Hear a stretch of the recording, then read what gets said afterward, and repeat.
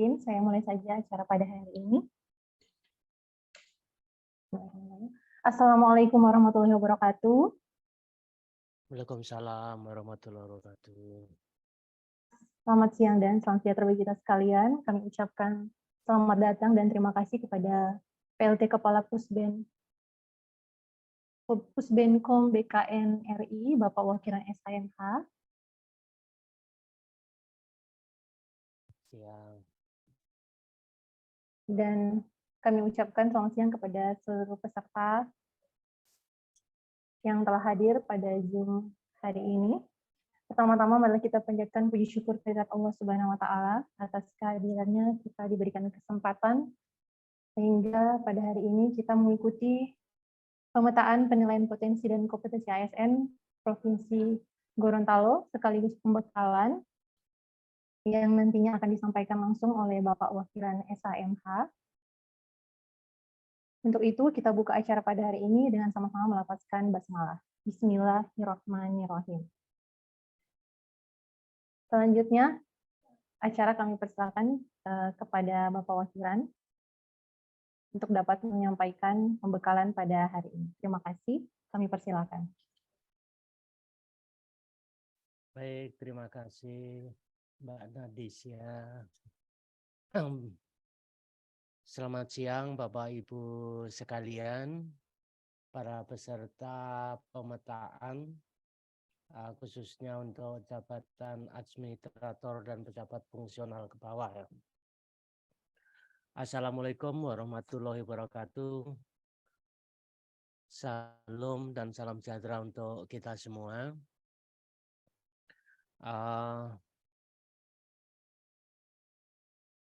Pertama-tama kami panjatkan puji syukur kehadirat Tuhan Yang Maha Esa karena pada kesempatan ini kami dari Pusat Penilaian Kompetensi ASN dapat menindaklanjuti keinginan dari pemerintah Provinsi Gorontalo dalam rangka melaksanakan pemetaan potensi dan kompetensi. Yang kemudian sebelum pemetaan potensi dan kompetensi ini dilakukan, maka pada hari ini akan diawali dengan pembekalan. Dengan maksud agar Bapak Ibu semua, tentunya para peserta dapat memahami betul apa makna dari penyelenggaraan pemetaan penilaian potensi dan kompetensi ini. Untuk mempermudah, izin saya share screen. Apakah sudah terlihat? Siap, terlihat Pak. Mudah-mudahan suara saya juga bisa terdengar jelas ya. Apakah bisa terdengar jelas Bapak suara saya? Siap Pak, jelas Pak.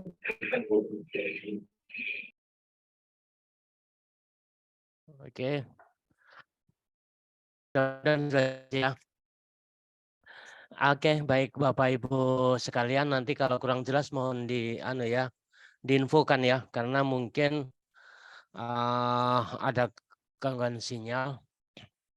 Oke, Bapak Ibu sekalian, untuk menyingkat waktu saya akan menyampaikan beberapa teknik dan mekanisme penyelenggaraan penilaian potensi dan kompetensi bagi aparatur sipil negara yang khususnya di Provinsi Gorontalo ini akan diselenggarakan di tahun 2002 ini dalam beberapa hari depan. Baik Bapak Ibu sekalian,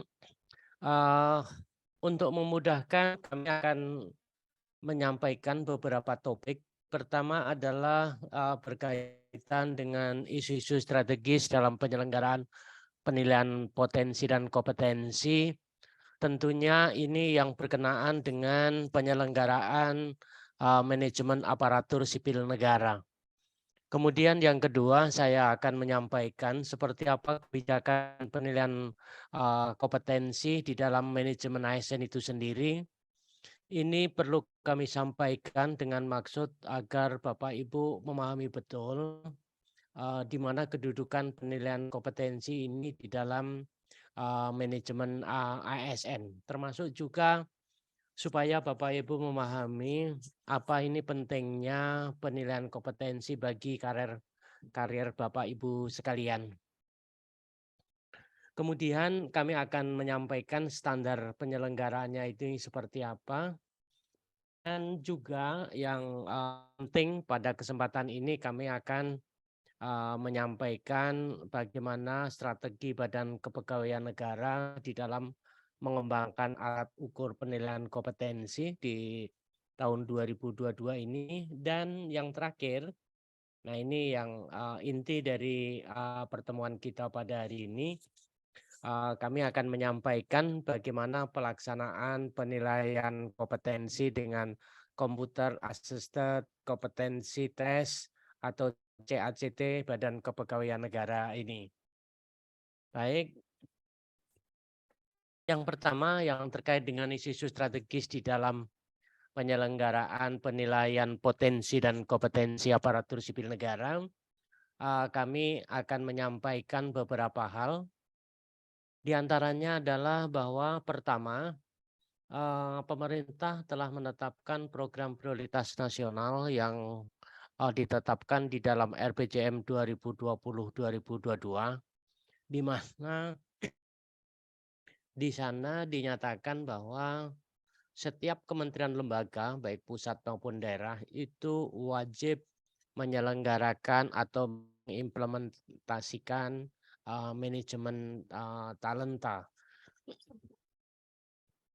Dan keinginan pemerintah adalah membentuk manajemen talenta nasional, tetapi manajemen talenta nasional ini tidak bisa terbangun tanpa dibangunnya manajemen talent di masing-masing kementerian lembaga. Nah, yang kedua, pemerintah melalui program prioritasnya juga mewajibkan seluruh instansi pemerintah, baik pusat maupun daerah, untuk meningkatkan sistem meritnya di dalam pengelolaan manajemen aparatur sipil negara. Nah, kedua kegiatan besar ini, baik di dalam manajemen talenta maupun di peningkatan sistem merit, ini dibutuhkan data penilaian potensi dan kompetensi bagi aparatur sipil negaranya.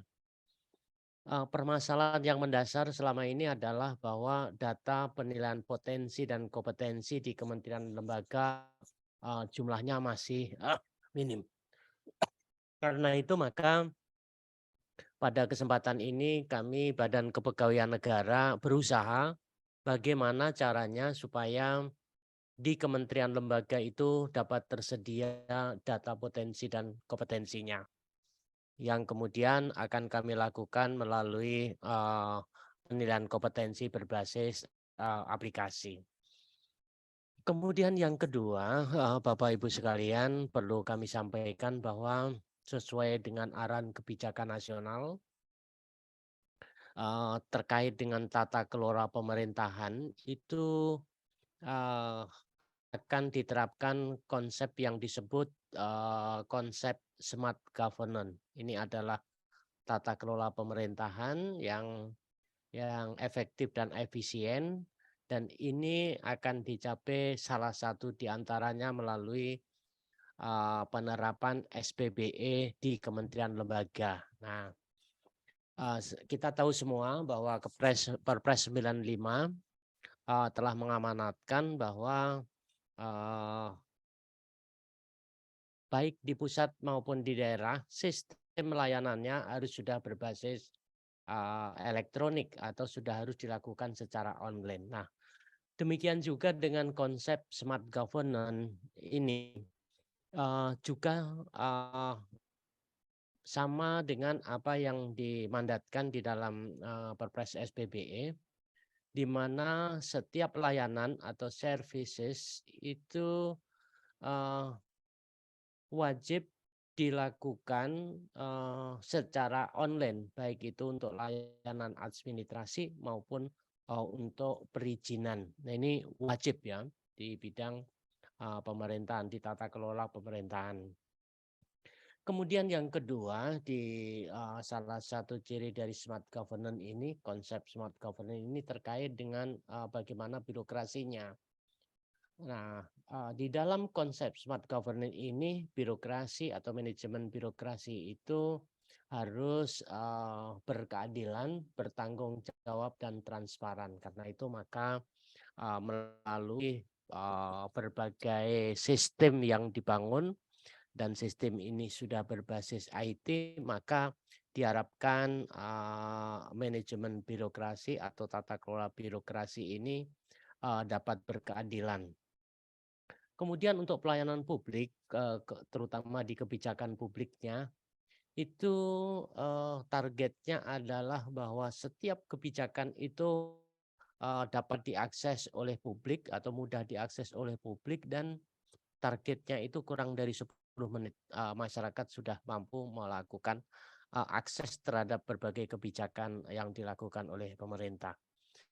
Nah, ini tentunya membutuhkan suatu pengembangan kompetensi tertentu, diantaranya adalah kompetensi literasi digital bagi aparatur sipil negaranya.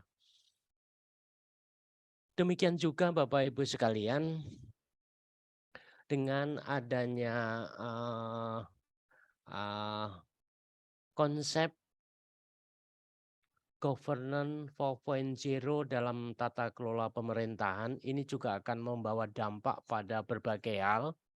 Di antaranya adalah kita bisa bekerja dari mana saja. Seperti pada masa COVID kemarin, kita bisa melakukan pekerjaan itu dari rumah atau dari kantor ataupun dari mana saja.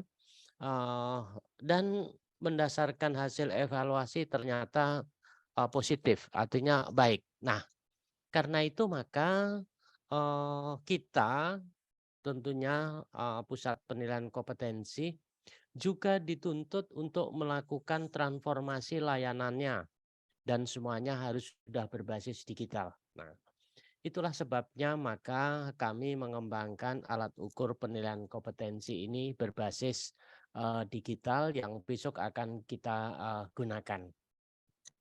Kemudian Bapak Ibu sekalian, sedikit kami ingin setback ke belakang melihat bagaimana sih kebijakan penilaian kompetensi di dalam manajemen ASN.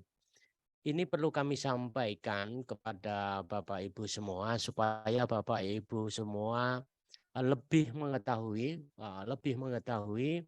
apa esensi dasar penilaian kompetensi yang akan kita laksanakan dalam waktu dekat ini. Supaya atau harapan kami supaya Bapak Ibu bisa melakukan dengan sungguh-sungguh sehingga mendapatkan hasil yang optimal.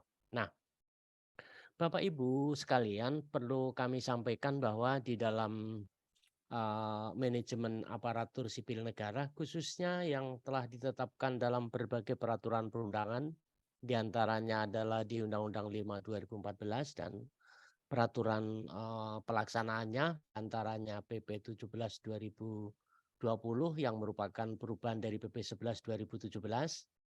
Kemudian juga sudah ada kebijakan yang bersifat teknis yang ada di Permenpan 38 tahun 2017 ini berkenaan dengan penetapan standar kompetensi bagi aparatur sipil negara. Di sana telah diatur ada 9 kompetensi yang wajib dimiliki. Kemudian ada peraturan Badan Kepegawaian Negara nomor 26 tahun 2019 ini tentang pembinaan penyelenggaraan manajemen penyelenggaraan penilaian kompetensi PNS. Di sini telah diatur beberapa persyaratan tertentu atau standar-standar tertentu di dalam menyelenggarakan penilaian kompetensi dan karena itu maka kita nanti di dalam menyelenggarakan penilaian kompetensi yang akan kita lakukan beberapa hari ke depan tetap mendasarkan pada berbagai ketentuan ini. Termasuk juga sebagaimana diatur dalam Permenpan 3 tahun 2020. Nah, esensinya di dalam Undang-Undang 5 2014 tersebut yang merupakan kita anggap sebagai puncaknya reform di bidang kepegawaian itu memandatkan bahwa atau mewajibkan bahwa setiap penyelenggaraan atau kebijakan manajemen ASN itu harus didasarkan pada sistem merit, yaitu sistem yang menitik beratkan pada kualifikasi, kompetensi, dan kinerja, serta tidak diskriminatif di dalam penyelenggaraan manajemen ASN-nya. Ini adalah rohnya atau rohnya Undang-Undang ASN yang disebut dengan sistem merit. Nah, untuk dapat menyelenggarakan ini, tentunya kita butuh data penilaian potensi dan kompetensi yang kemudian disebut sebagai peta profil kompetensi PNS atau ASN. Nah, untuk mendapatkan ini dapat dilakukan dengan berbagai cara. Di antaranya adalah melalui penilaian oleh lembaga penilaian kompetensi, baik instansi pemerintah maupun non-pemerintah. Kemudian hasil dari peta atau kegunaan dari peta atau data profil potensi dan kompetensi tadi adalah untuk membangun membangun manajemen talenta ASN yang akan dimulai dari kementerian lembaga masing-masing. Jadi Bapak Ibu sekalian, salah satu tujuan dari penilaian yang kita lakukan ini adalah untuk mendukung ini. Nah, ini adalah salah satu sistem merit yang telah ditetapkan di dalam peraturan perundangan di bidang kepegawaian, di mana di sana ada 9 kriteria sistem merit. Di antaranya adalah bahwa seluruh jabatan itu sudah harus memiliki standar kompetensinya dan seterusnya. Kemudian dari 9 ini Bapak Ibu sekalian, satu hal yang menurut penilaian Komisi Aparatur Sipil Negara, salah satu aspek yang dianggap masih rendah nilainya adalah bahwa setiap instansi itu belum memiliki manajemen karir, baik itu yang terdiri dari perencanaan, pengembangan, pola karir, dan kelompok rencana suksesi. Ini pada umumnya belum memiliki karena di kementerian lembaga belum memiliki manajemen talenta atau belum membangun manajemen talenta. Nah, inilah yang akan diusahakan oleh pemerintah Provinsi Gorontalo, bahwa pemerintah Provinsi Gorontalo akan mengembangkan atau membangun manajemen talentanya sehingga bisa tersedia data-data terutama untuk kelompok rencana suksesi bagi pegawai di lingkungan pemerintah Provinsi Gorontalo. Ini diantaranya. Kemudian Bapak Ibu sekalian, di dalam penyelenggaraan penilaian potensi dan kompetensi ini sudah ada mekanisme yang diatur sebagaimana tadi kami sampaikan, yaitu di Peraturan BKN nomor 26 tahun 2019. Nah, di sana dinyatakan bahwa yang memiliki kewenangan untuk melakukan penilaian potensi dan kompetensi itu adalah satu, Badan Kepegawaian Negara, yang kedua adalah instansi pemerintah yang membentuk lembaga penilaian kompetensi, termasuk sektor non pemerintah itu juga diperkenankan untuk melakukan penilaian sepanjang telah memenuhi syarat tertentu atau dengan kata lain telah terakreditasi. Nah, ini terkait dengan lembaga yang menilai. Nah, yang penting di sini adalah bagaimana hasilnya. Hasilnya itu harus terintegrasi dengan SIASN yang kemudian harus tergambar dalam 9-box talent mapping. Nah, ini ada gambaran 9 kotak ya, 9-box. Nah, ini menggambarkan bagi yang 9 itu adalah ASN yang memiliki kinerja tinggi dan memiliki potensial tinggi, baik kompetensi maupun potensinya, atau mungkin nilai-nilai lainnya seperti rekam jejak dan lain sebagainya itu adalah tinggi. Itu di box 9. Uh, kemudian semakin angka itu rendah adalah menunjukkan bahwa kinerja dan potensialnya itu adalah rendah. Jadi kalau dibilang yang bersangkutan atau ASN itu berada pada box 1, itu berarti kinerjanya jelek, potensinya juga jelek, dan seterusnya. Oke. Kemudian Bapak Ibu sekalian, di dalam kebijakan penyelenggaraan penilaian kompetensi itu Badan Kepegawaian Negara diberikan kewenangan untuk melakukan monitoring dan evaluasi. Nah, ini kira-kira seperti apa kebijakan penilaian potensi dan kompetensi ini. Berikutnya adalah seperti apa perannya BKN. Ini sebelum kita semua melaksanakan penilaian kompetensi, tidak ada salahnya kami menyampaikan ini bahwa untuk memastikan bahwa yang menyelenggarakan penilaian kompetensi ini adalah memang lembaga yang diberi kewenangan. Jadi sesuai dengan ketentuan Undang-Undang ASN, Undang-Undang 5 2014, khususnya di pasal 48 huruf B, salah satu tugas Badan Kepegawaian Negara itu melakukan pembinaan dan penyelenggaraan penilaian kompetensi.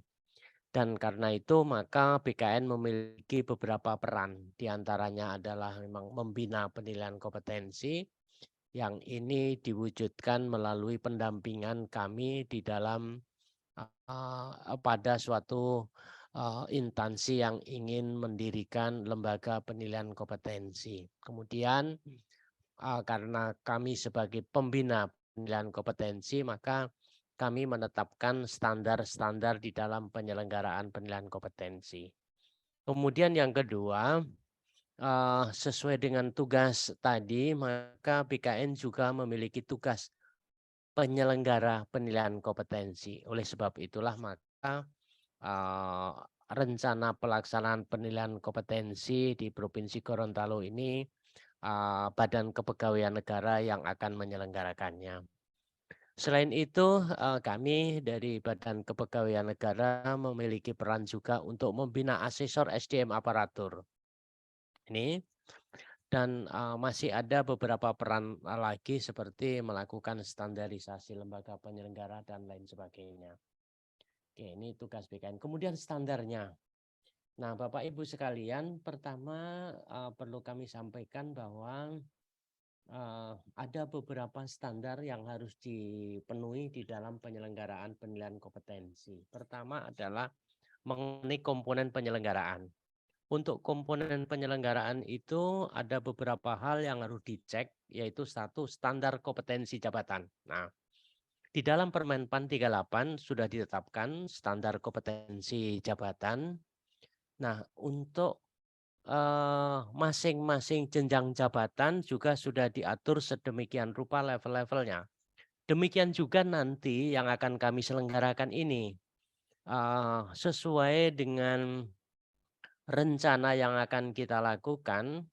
Pada kesempatan nanti yang akan dilakukan pemetaan adalah jabatan administrator ke bawah dan jabatan fungsional madya ke bawah. Nah, nanti soal-soal yang ada atau dalam kami melakukan pemetaan potensi dan kompetensi ini juga sudah kami sesuaikan dengan standar kompetensi yang ditetapkan Permenpan. Jadi kalau administrator maka dia standarnya adalah di level 3. Kemudian kalau di jabatan fungsional itu ada di fungsional madya ada di level 4 dan seterusnya. Ini sudah kami buat sedemikian rupa. Karena itu maka saran kami sebelum Bapak Ibu melakukan melaksanakan penilaian kompetensi, dicek betul apakah data yang tersedia sudah sesuai dengan jabatan Bapak Ibu atau belum. Nah, kalau seandainya belum, ada mekanisme perbaikan, tetapi tidak harus nunggu 1 kali 24 jam ya. Nah, kalau tidak dibetulkan, maka Bapak Ibu dipastikan akan mendapatkan soal yang salah. Karena ini sudah disesuaikan dengan level jabatan Bapak Ibu semua. Kemudian kalau kita melihat tujuannya, Penkom itu ada dua, untuk pengisian jabatan atau untuk pemetaan kompetensi. Nah, di tempat Bapak Ibu besok yang akan kita lakukan ini bisa untuk dua-duanya. Baik untuk mengisi jabatan maupun hanya untuk pemetaan untuk kepentingan pengembangan. Bisa. Jadi bisa juga untuk rotasi, mutasi maupun untuk promosi. Intinya itu, termasuk untuk pengembangan. Jadi multifungsi ya.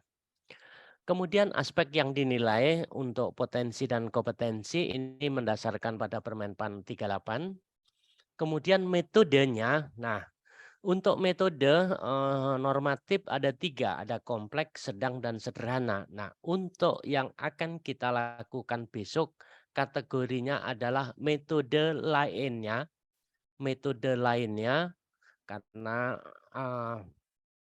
sesuai dengan ketentuan yang berlaku atau sesuai dengan sebutan yang telah ditetapkan di dalam peraturan PKN nomor 26, maka sebutannya metode lainnya. Namun levelnya sudah level sedang. Jadi ada 2 simulasi.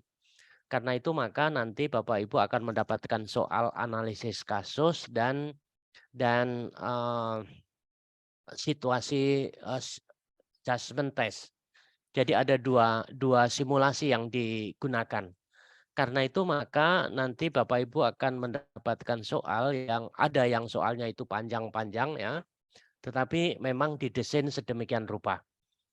Kemudian kalau standar asesor ya asesor ada asesor SDM aparatur. Kemudian untuk kategori hasil. Nah, besok yang Bapak Ibu ingin lakukan karena kategorinya adalah pemetaan walaupun bisa untuk promosi, itu kategorinya dibagi menjadi 3, optimal, cukup optimal, dan kurang optimal. Jadi ada 3 kategori. Tapi untuk 3 kategori ini sebenarnya ada value-nya. Nah, ini standar penilaiannya kalau seandainya untuk pemetaan itu 90 ke atas itu namanya optimal. Kalau nilainya 78 atau kurang dari 90 maka nilainya cukup optimal, dan kalau nilainya kurang dari 78 maka kategorinya adalah kurang optimal. Ya, saya harap Bapak Ibu mendapatkan hasil yang bagus yaitu optimal. Jadi optimal itu adalah nilai tertinggi. Nah, kemudian seperti apa pelaksanaan penilaian kompetensi berbasis digital atau Computer Assisted Competency Test atau CACT PKN yang akan kita laksanakan besok. Nah, ini ada beberapa karakteristik dan ini memang sudah kita desain sedemikian rupa agar lebih praktis dan lebih efisien dari berbagai hal baik waktu, biaya, kemudian juga cepat di dalam melakukan pengolahan. Maka ada beberapa karakteristik. Yang pertama adalah ini sudah berbasis daring yang dapat diakses secara online. Jadi pada prinsipnya tes ini bisa dilakukan di mana saja sepanjang telah memenuhi persyaratan tertentu.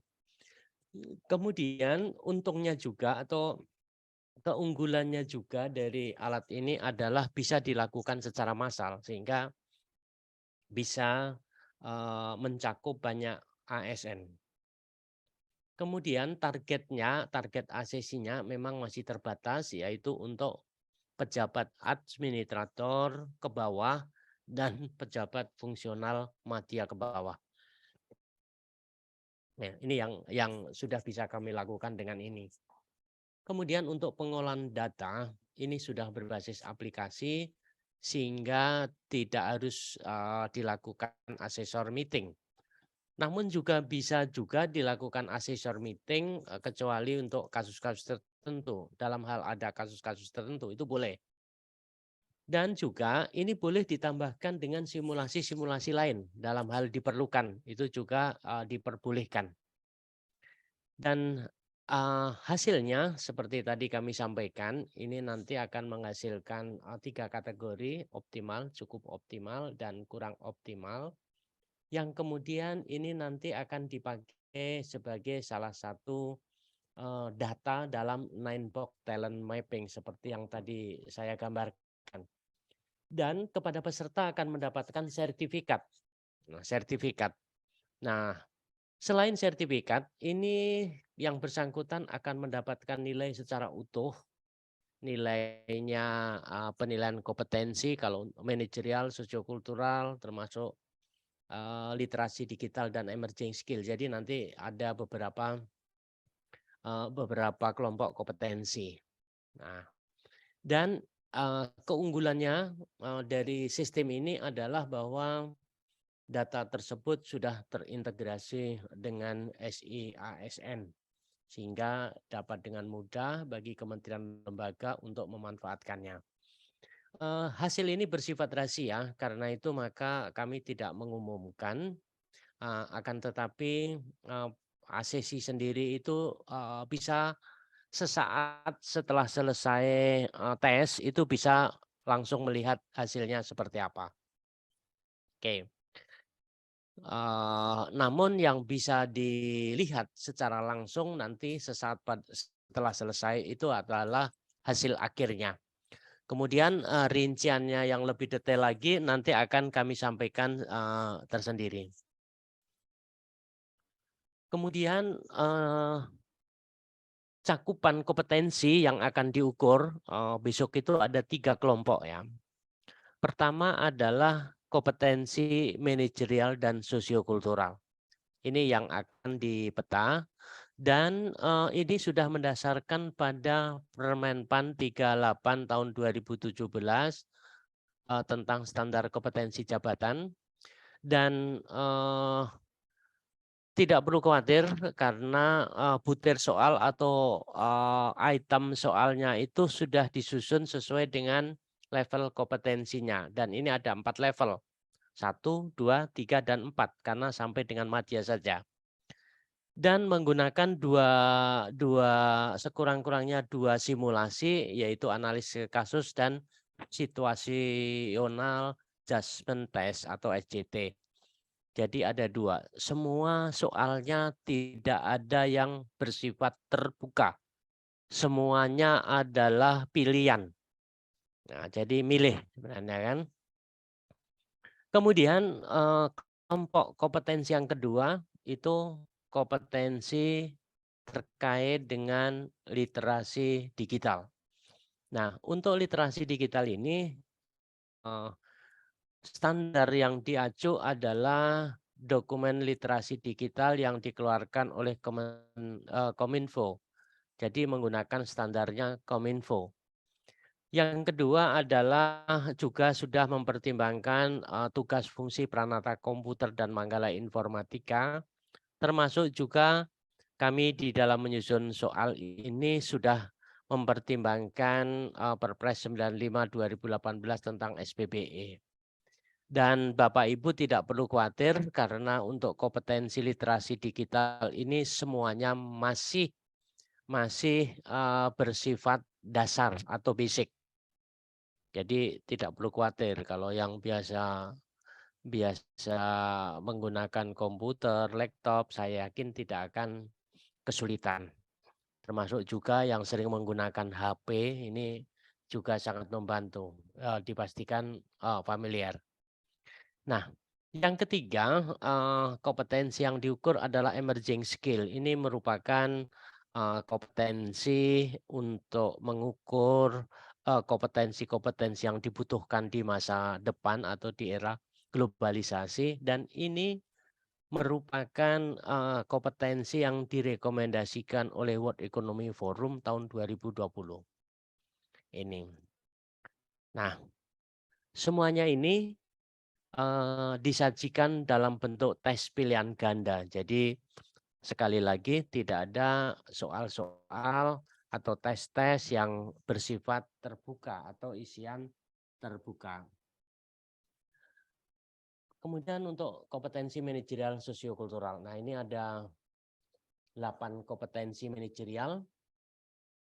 Di antaranya adalah integritas, ini kompetensi integritas, kerjasama, komunikasi, orientasi pada hasil, pelayanan publik, pengembangan diri dan orang lain, mengelola perubahan dan pengambilan keputusan. Nah, inilah kompetensi-kompetensi yang akan diukur. Jadi melalui alat ukur ini akan melihat seberapakah integritasnya peserta, bagaimanakah para peserta itu melakukan kerjasama atau juga berkomunikasi, dan seterusnya. Termasuk juga bagaimana aparatur sipil negara ini mengelola perubahannya dan seterusnya. Karena itu maka Bapak Ibu tidak perlu belajar sebenarnya, karena ini semuanya sudah melekat di dalam diri Bapak Ibu sendiri. Yang diperlukan adalah Bapak Ibu istirahat cukup, pikiran tenang, kesehatan harus fit, ya. Nah, maka saya yakin Bapak Ibu bisa mengerjakan ini, karena ini melekat pada diri Bapak Ibu semua, ya. Tidak perlu tidak perlu belajar dari sore sampai pagi, nggak perlu.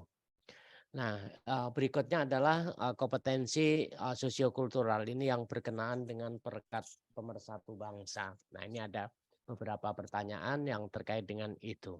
Dan sekali lagi ini tidak perlu belajar UUD, Pancasila dan seterusnya, enggak, tetapi ini bisa dirasakan di Bapak Ibu semua. Kemudian sesuai dengan ketentuan yang berlaku, levelnya sudah saya sesuaikan. Untuk level 4 itu untuk jabatan fungsional madya, untuk level 3 itu administrator, muda dan penyelia, dan untuk pengawas itu di level 2 termasuk jabatan fungsional pertama dan mahir, itu di level kedua, sedangkan level 1 adalah untuk jabatan pelaksana. Ini sudah sesuai dengan ketentuan di situ. Nah, sekali lagi Bapak Ibu nanti dicek dulu jabatan Bapak Ibu dan oleh admin sudah dirumpunkan yang nanti akan disesuaikan dengan levelnya. Dipastikan kalau Bapak Ibu data jabatannya adalah benar, maka dipastikan Bapak Ibu akan mendapatkan soal yang benar. Karena itu maka sekali lagi nanti admin di dalam sebelum di approve atau belum submit melakukan pendaftaran itu wajib melakukan validasi terlebih dahulu. Dan kalau seandainya terdapat ketidaksesuaian data Bapak Ibu sekalian, maka perlu melakukan update data pegawai. Dan update-nya ini harus dilakukan sesuai dengan ketentuan yang berlaku.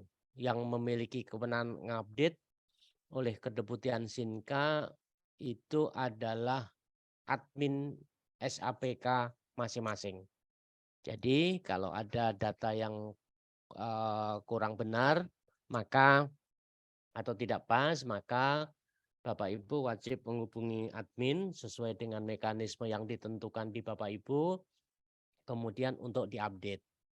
Nah, sesuai dengan SOP update data, ini kalau tidak ada perubahan adalah selama 24 jam. Jadi kalau melakukan perubahan di jam 10 hari ini, maka jam 10 besok pagi baru terupdate, kira-kira gitu. Intinya untuk melakukan updating data ini harus dilakukan sedemikian rupa supaya tidak terlambat. Kemudian untuk literasi digital, seperti tadi kami sampaikan, bahwa ini masih yang bersifat dasar. Karena untuk layanan, ya, Kemudian untuk Pranata Komputer dan Manggala Informatika itu levelnya advance, tetapi juga yang bersifat umum. Jadi tidak perlu khawatir bagi Pranata dan Manggala Informatika. Soal-soal ini masih yang bersifat umum. Oke.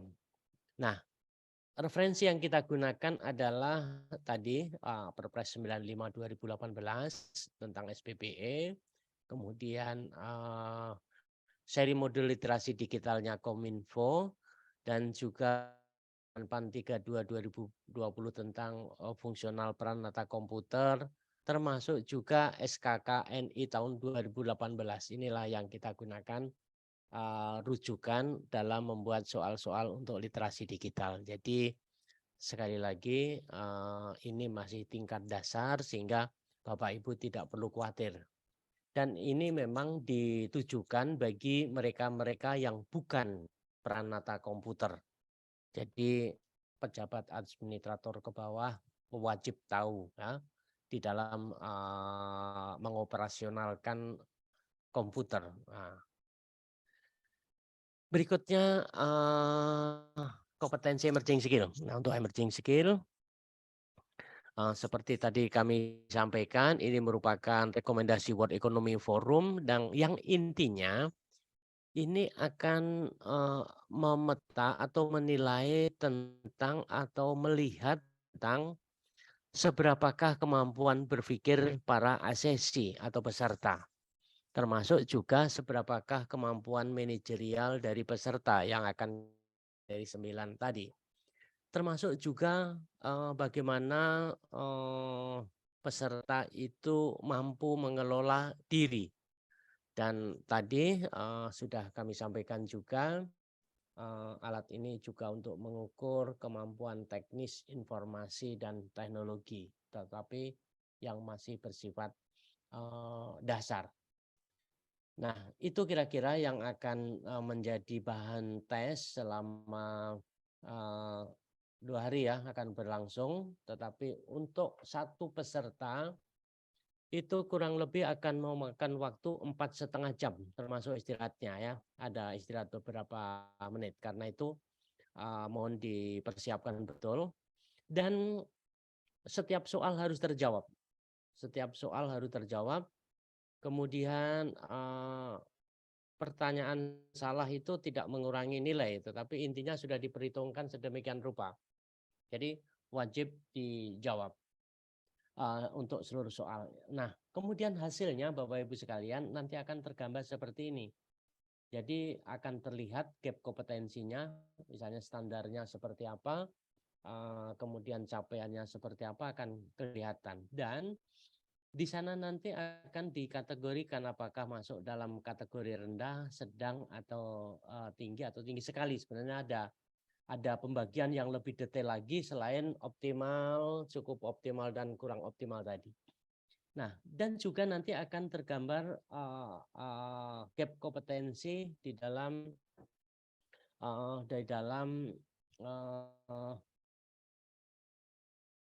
gambar capaian kompetensi yang diukur terhadap 9 kompetensi tersebut. Nah, seperti ini misalnya yang biru ini adalah standarnya, kemudian yang merah ini adalah capaiannya misalnya. Nah, nanti akan kelihatan mana yang di atas standar, mana juga yang di kurang standar. Kalau ada di dalam yang biru ini berarti ada di bawah standar.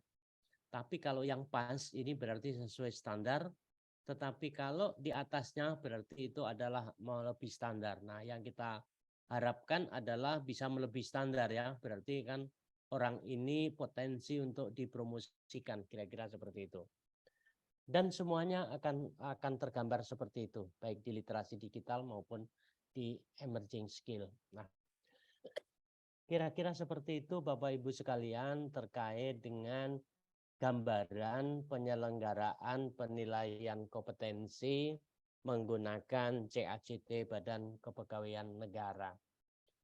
Nah, pada kesempatan ini juga mungkin nanti teman kami akan juga menyampaikan beberapa informasi yang yang perlu Bapak Ibu persiapkan, baik itu mengenai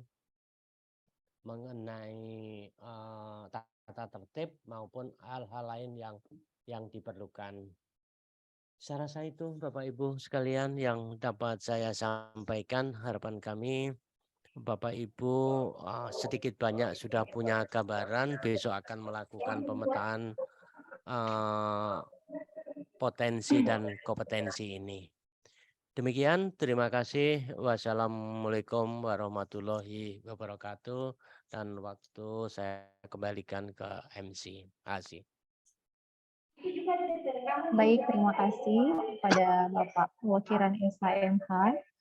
Demikianlah tadi pembekalan terkait penilaian potensi dan kompetensi ASN yang mengacu pada beberapa peraturan, yaitu BKN nomor 26 tahun 2019 tentang pembinaan penyelenggaraan penilaian kompetensi, juga Permenpan 38 tahun 2017 tentang standar kompetensi ASN, dan beberapa aspek terkait pelaksanaan CA-CT-BKN yang akan dilaksanakan besok.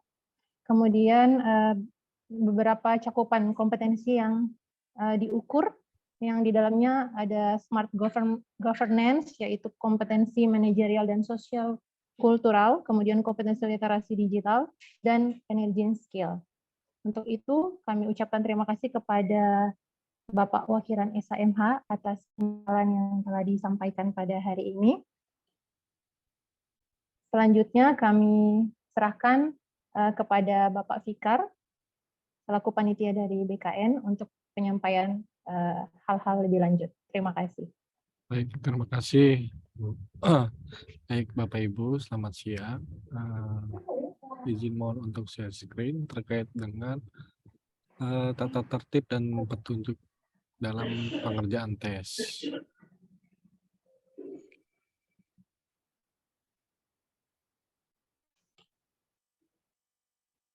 Oke, suara saya terdengar cukup jelas, Bapak Ibu? Jelas Pak, jelas. Baik, berikut pertama adalah rundown kegiatannya. Jadi tes pagi itu nanti ada 2 sesi, tes pagi dan tes siang. Tes pagi itu kita mulai jam 8 sampai jam 12.30 untuk waktu WITA, dan mohon diharapkan pada para peserta itu hadir 1 jam sebelum waktu pelaksanaan tes. Jadi untuk registrasi itu dimulai pada jam 7 pagi waktu WITA, dan kemudian di sesi siang juga seperti itu, mulai untuk registrasi jam 12. Untuk pengerjaan tes ini diharapkan tidak melebihi batas waktu yang telah ditetapkan pada setiap sesinya. Itu sedangkan untuk hari Jumat ini tes pagi, karena ada terbentur sholat Jumat, pasti nanti waktunya lebih fleksibel. Untuk tes siang akan mulai pada jam 2 sampai jam 18.30 waktu WITA. Dan ini tesnya terdiri dari 3 bagian tadi yang sudah dijelaskan oleh pewakilan. Yang pertama managing skill dan manajerial dan sosiokultural, dan sedangkan yang tes ketiga adalah literasi digital. Literasi digital ini terbagi menjadi 2. Pertama adalah basic untuk jabatan non pranata komputer dan non manggala informatika. Dan yang kedua adalah advance untuk jabatan pranata komputer dan manggala informatika. Ketentuan dalam pengerjaan tes yang pertama, jadi peserta nanti menggunakan pakaian dinas instansi masing-masing atau pakaian rapih, sopan, dan sepatu, dan tidak diperkenankan untuk menggunakan kaos, celana jeans, dan sendal, dan kemudian peserta menunjukkan kartu identitas dan kartu peserta kepada petugas pada saat registrasi, dan kemudian peserta harus sesuai dengan kartu identitas dan kartu peserta yang telah dicetak atau di-print. Jadi harus dicetak kartu pesertanya, dan kemudian barang bawaan peserta harus dimasukkan ke dalam loker atau yang disediakan oleh panitia. Yang boleh masuk itu adalah alat tulis, kacamata, dan barang yang dilarang dibawa masuk ke ruangan itu adalah buku, catatan, kalkulator, gawai, kamera dalam bentuk apapun, makanan ataupun minuman ke dalam ruangan tes. Dan ini masing-masing tes ini terdiri dari nanti akan beberapa subtes dengan bentuk yang beragam. Nanti tesnya itu ada tes yang bercerita, gambar, angka, dan lain-lain dengan instruksi waktu pengerjaan yang berbeda-beda.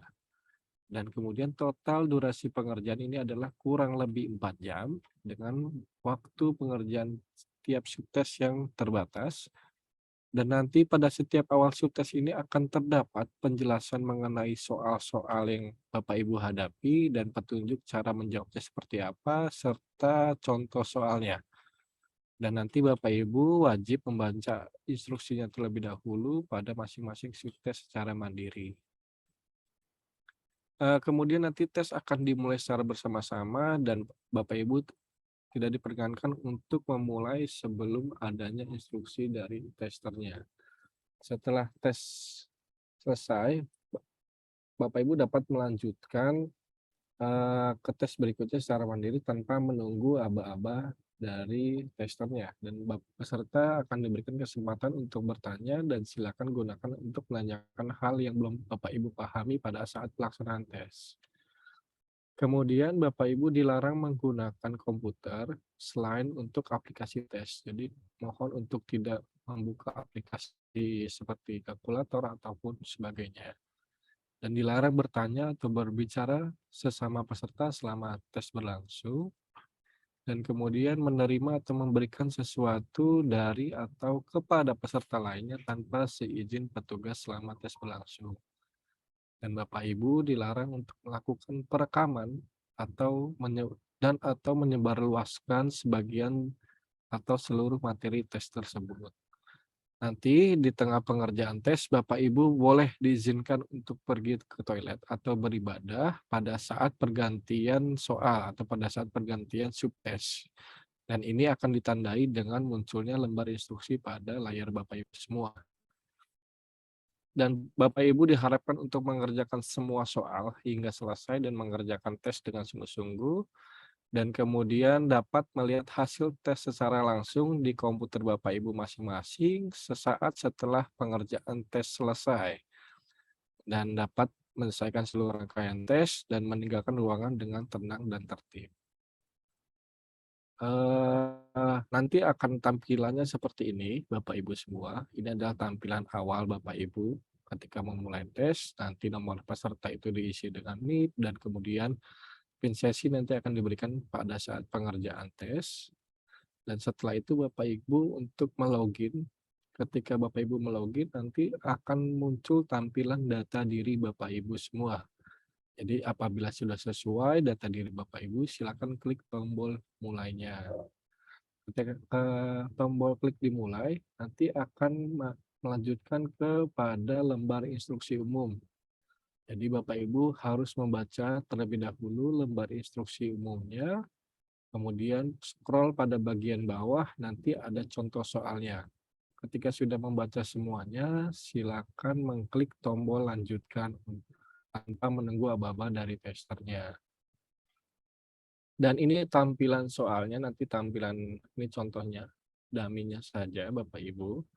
Di sisi sebelah kiri itu adalah instruksi tes atau gambaran kasus dan contoh soalnya. Jadi ketika lupa baca instruksi, silakan baca lagi instruksinya. Dan kemudian sisi abu-abu ini adalah pengaturan tampilan lebar kolom instruksi, jadi bisa diperlebar, bisa diperkecil tampilan instruksinya. Dan ini adalah tampilan soalnya berada di tengah-tengah. Dan kemudian jika sudah, silakan mengklik salah satu pilihan jawaban dan jangan lupa untuk mengklik simpan dan lanjutkan untuk ke soal berikutnya. Sedangkan untuk di sisi sebelah kanan itu adalah jumlah soal ujiannya, Bapak Ibu. Jadi jumlah soal yang sudah dijawab itu akan nanti berwarna hijau, sedangkan soal yang belum dijawab nanti akan berwarna merah. Dan Bapak Ibu juga sudah dapat berpindah ke soal yang diinginkan. Apabila dirasa sulit soal nomor 1, 3, dan 5, Bapak Ibu bisa lanjut ke soal berikutnya. Dan tampilan ini nanti ada tertera adalah waktunya, sisa waktu pekerjaan ini setiap subtes itu berbeda-beda dan itu akan terhitung mundur.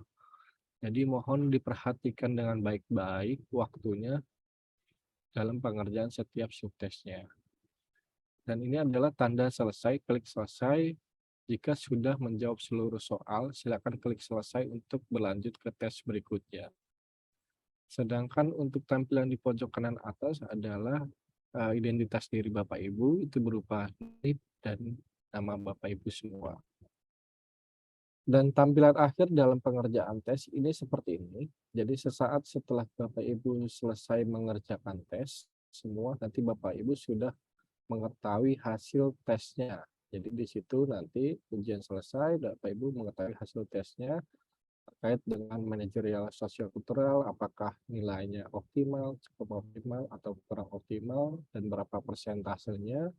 Dan kemudian di situ nanti ada literasi digital, kategorinya apa, apakah optimal, cukup optimal, dan kurang optimal, dan kemudian emerging skill, apakah optimal, cukup optimal, dan kurang optimal. Nanti Bapak Ibu bisa langsung mencatat hasil nilai ujiannya pada kertas ujian Bapak Ibu semua. Baik, sudah semuanya. Baik. Itu saja penjelasan terkait dengan pengerjaan dan tata tertib tes yang akan berlangsung. Saya kembalikan ke MC. Silakan. Baik, terima kasih kami ucapkan kepada Bapak Fikar atas penyampaian terkait dengan tata tertib dan hal-hal yang perlu diperhatikan pada saat ujian nanti. Maka demikianlah seluruh rangkaian acara pembekalan pada hari ini. Untuk itu, kami ucapkan terima kasih dan marilah sama-sama kita tutup acara dengan melafazkan hamdalah. Alhamdulillahirabbil alamin. Assalamualaikum warahmatullahi wabarakatuh. Waalaikumsalam warahmatullahi wabarakatuh. Izin Bapak. Maaf.